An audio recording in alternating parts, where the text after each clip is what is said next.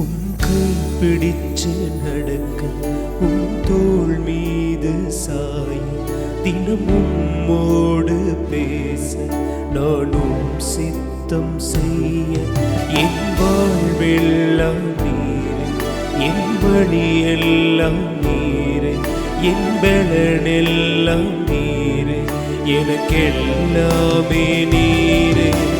இயேசுவே என் நேசரே, என் வாலிபம் உமக்காகவே.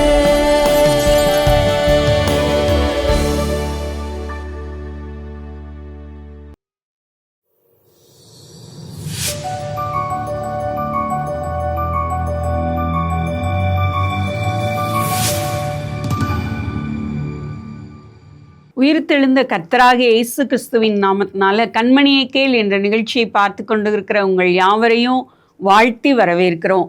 இந்த நிகழ்ச்சியை நீங்கள் தொடர்ந்து பார்த்துட்டே இருக்கீங்க, அது உங்களுக்கு பிரயோஜனமாக இருக்குன்னு கர்த்தருக்குள்ளே நாங்கள் விசுவாசிக்கிறோம்.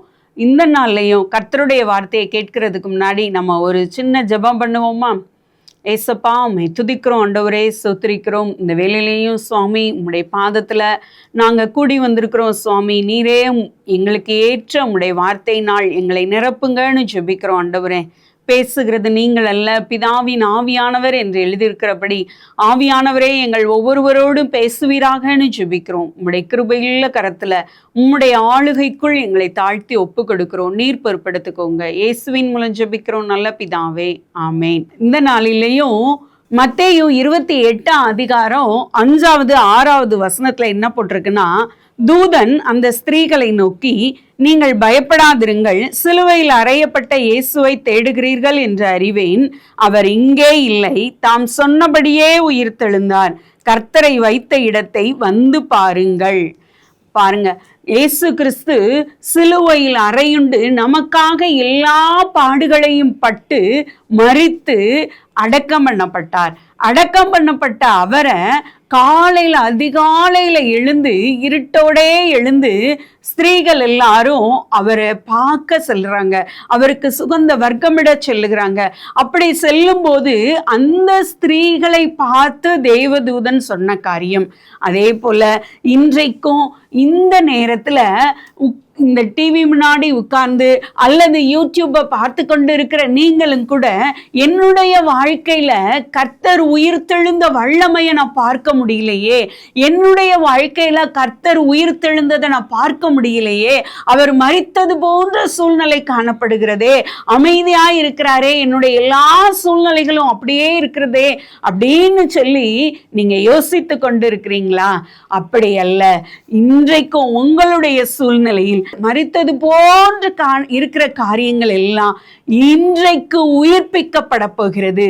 ஏனென்றால் இயேசு கிறிஸ்து மரிக்கவில்லை, மரணத்தை ஜெயித்து உயிர்த்தெழுந்தார். ஆமென். அவர் உயிர்த்தெழுந்த தேவனா இன்றும் உங்களோடும் என்னோடும் அவர் வாசம் பண்ணுகிறவராய் இருக்கிறார். ஆமான், அவருடைய கல்லறையே அதற்கு சாட்சி. இன்றைக்கும் அவருடைய கல்லறை திறக்கப்பட்ட கல்லறையாய் வெறுமையாய் காணப்படுகிறது. அவர் உயிர்த்தெழுந்த தேவனாய் இருக்கிறார். இன்றைக்கும் கூட அப்படிப்பட்ட ஒருவருடைய வாழ்க்கையை பற்றி தான் நம்ம பார்க்க போறோம். அவருடைய வார்த்தை வேதாகமமாய் நம்மளுடைய கரங்கள்ல நம்மளுடைய மொழிகள்ல கொடுக்கப்பட்டு இருக்கிறது. ஆனால் பழைய ஏற்பாட்டு காலங்கள்ல வேதாகமங்கள் இல்லை. ஆனா மோசே கொடுத்த ஆகமங்கள் கையில இருந்தது. ஆனா அப்படிப்பட்ட காலத்திற்கு முன்பாகவே ஜீவன் உள்ளவராய் அப்பவும் இருந்தாரு. உலக தோற்றத்துக்கு முன்பாகவே நம்மளுடைய தேவன் இருக்கிறவர். அப்ப இருந்தே அவர் இருக்கிறார், மக்களோடு பேசிக்கொண்டு இருந்தார். அப்ப அவரை நம்பி விசுவாசித்து கூட இருந்த ஒவ்வொருவர் வாழ்க்கையிலும் தேவன் அற்புதம் செய்தார். இன்றைக்கும் அவர் எல்லா காரியங்களையும் செய்து முடித்து உயிரோடு எழுந்த தேவனாயிருக்கிறார். அப்ப இருந்த யோசேப்பு அவருடைய வாழ்க்கையை பற்றி தான் நம்ம பார்க்க போறோம். யோசேப்போட வாழ்க்கையில தேவன் அவரோடு கூட இருந்ததுனால அவருடைய வாழ்க்கையில எல்லாமே மாறாய் நடந்த சூழ்நிலை. இனியும் அவரால் எழும்பவே முடியாது அப்படிங்கிற ஒரு சூழ்நிலையில அவர் உயிர்ப்பிக்கப்பட்டவராய் கர்த்தரை நம்பி கர்த்தரையே நினைத்து கொண்டிருந்ததுனால அவர் உயிர்ப்பிக்கப்பட்ட அவருடைய வாழ்க்கை தலைகீழாய் மாற்றப்பட்டது.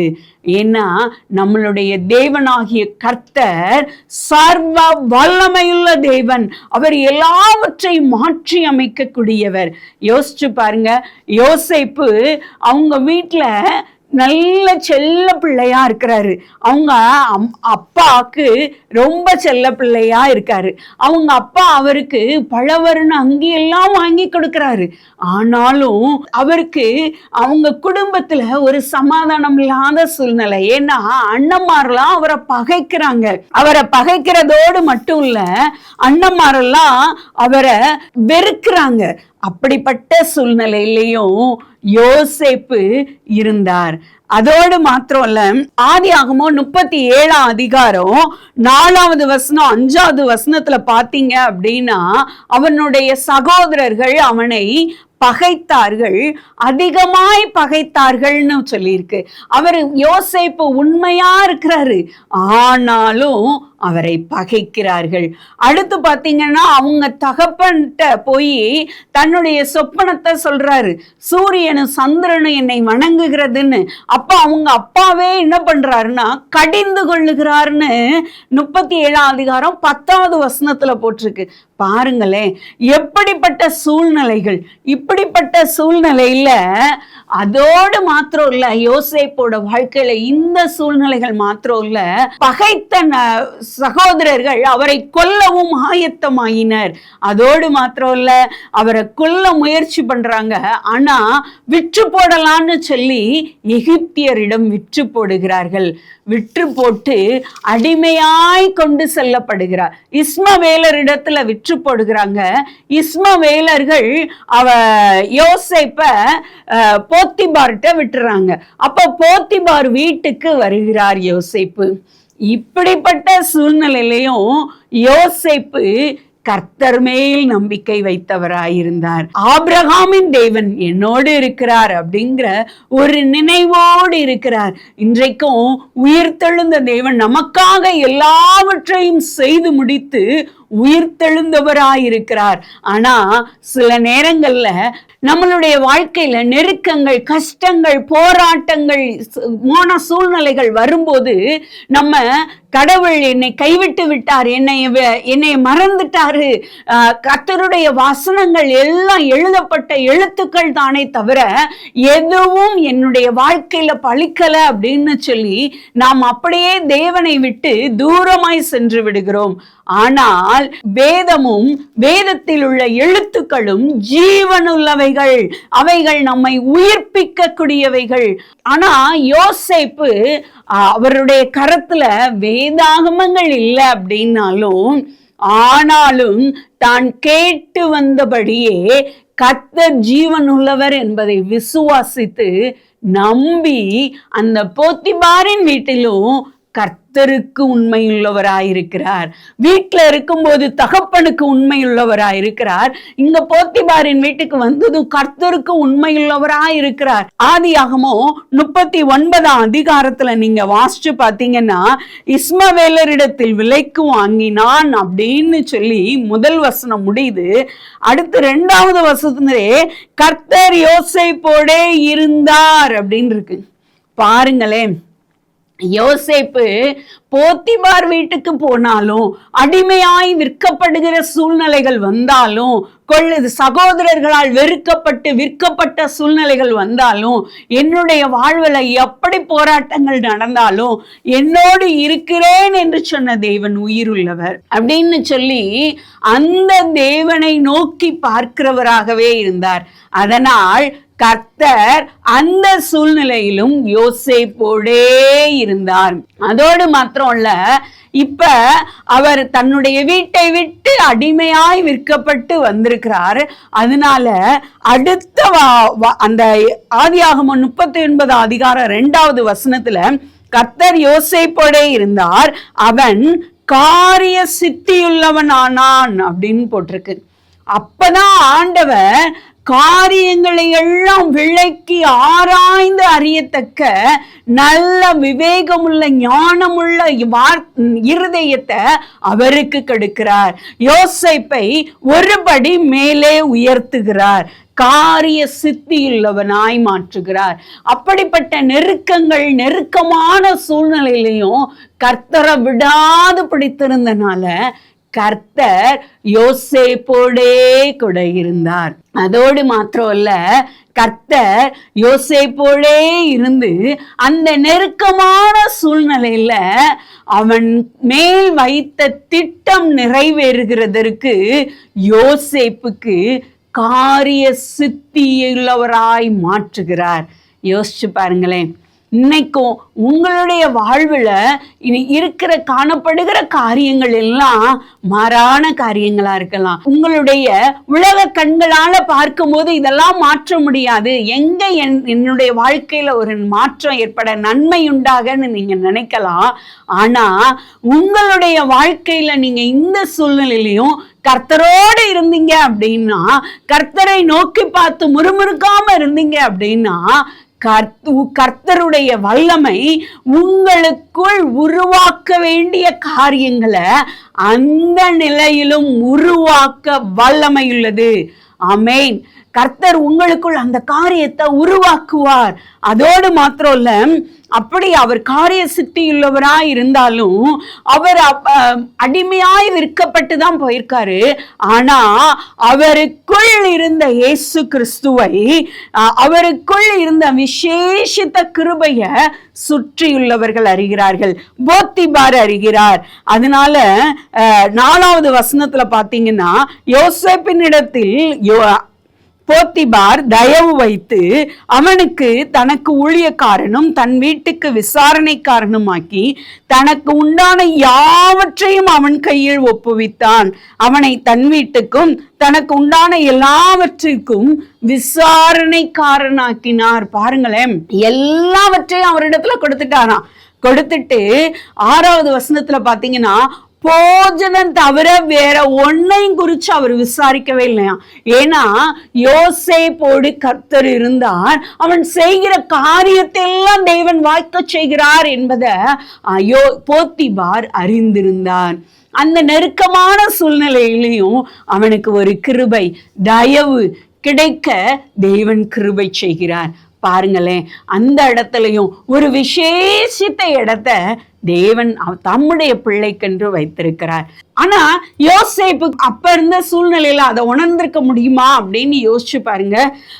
என்ன செய்ய, நான் என் தகப்பனை விட்டு வந்திருக்கிறேன், ஒரு அடிமையாய் விற்கப்பட்டு வேறொரு சூழ்நிலையில வந்திருக்கிறேன் அப்படிங்கிறது தான் யோசேப்புக்கு தெரிந்திருக்கும். ஆனா அவருக்குள் இருந்த விசேஷித்த கிருபையை தேவன் வைத்தார், காரிய சித்தியுள்ளவராய் மாற்றினார். அவரை சுற்றி இருக்கிற ஜனங்கள் அவருக்குள் இருக்கிற ஒரு விசேஷித்த கர்த்தருடைய ஆவியை உணரும்படி செய்தார். அதே போல உங்களுக்குள்ளும் உங்களுடைய இந்த நெருக்கத்தின் பாதையிலும் உங்களோடு கர்த்தர் இருப்பதை மற்றவர்கள் உணரும்படியாய் செய்வார். ஏசாயா 49 அதிகாரம் 26வது வசனத்தை நம்ம பார்த்தோம் அப்படின்னா, கர்த்தரும் யாக்கோபின் வல்லவருமாகிய நான் உன் இரட்சகரும் உன் மீட்பருமாய் இருக்கிறதை மாம்சமான யாவரும் அறிந்து கொள்வார்கள் என்று கர்த்தர் சொல்லுகிறார். மாம்சமான யாவரும் அறியும்படியாய் கர்த்தர் செயல்படுவாராம். அதே போலதான் இந்த இடத்துல யோசேப்போடு கர்த்தர் இருக்கிறார் என்பதை சுற்றியுள்ளவர்கள் அறியும்படியாய் கர்த்தர் செய்தார். அங்கிருந்து பொல்லாங்குக்கு நான் உடன்பட்டு கர்த்தர் தேவனுக்கு விரோதமாய் பாவம் செய்வது எப்படின்னு சொல்லி யோசேப்பு போத்திபார் வீட்டுல அவர் பாவத்துக்கு ஓடி வந்ததுனால அவர் சிறையில் அடைக்கப்படுகிறார். இன்னும் ஒரு இக்கட்டான சூழ்நிலை போலதான் இருக்கு. ஆனா அந்த இடத்துலயும் அதுலயும் பாத்தீங்கன்னா, ஆதியாகமம் 39 அதிகாரம் 20வது வசனத்துல சிறையில் அடைக்கப்படுகிறார். 21வது வசனமே எப்படி ஆரம்பிக்கணும், கர்த்தரோ யோசேப்போட இருந்து அவன் மேல் கிருபை வைத்து சிறைச்சாலை தலைவனுடைய தயவு கிடைக்கும்படியாய் செய்கிறார். அதோடு மாத்திரம் இல்ல, சிறைச்சாலையிலையும் அவனை எல்லாருக்கும் தலைமையாக்கி விசாரிக்கும் பொறுப்பை யோசேப்புக்கு கொடுக்கிறார்.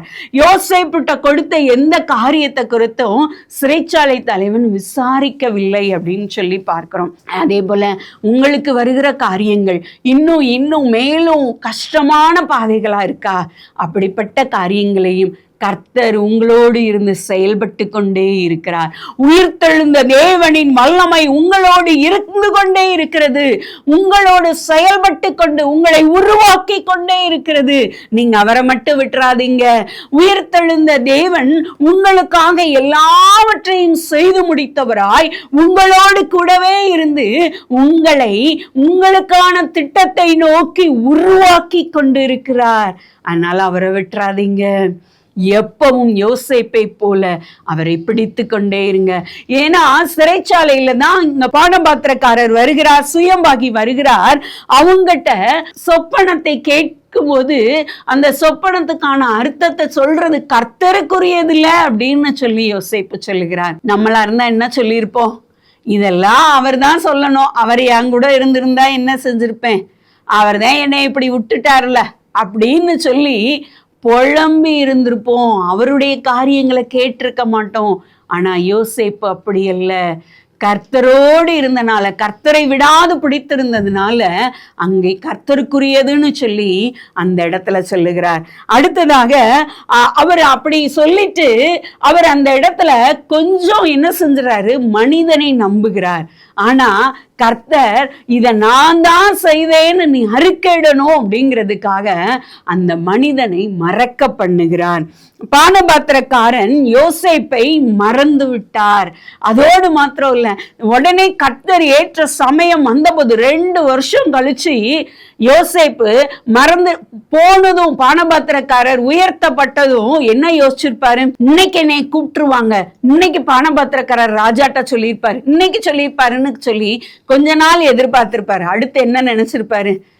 அவனும் அப்படிதான், என்னோட சகோதரர்களே என்ன விட்டுட்டாங்க, எங்க அப்பாவே என்ன விட்டுட்டாங்க, இவன் என்ன நம்ப, என்னோடு கர்த்தர் இருக்கிறார் அப்படின்னு சொல்லி கர்த்தரை நோக்கி பார்த்திருப்பார். அதனால 2 வருடங்களுக்கு பின்பு தேவன் ராஜாவுக்கு ஒரு சொப்பனத்தை கொண்டு வந்து யோசேப்பை உயர்த்துகிறார்.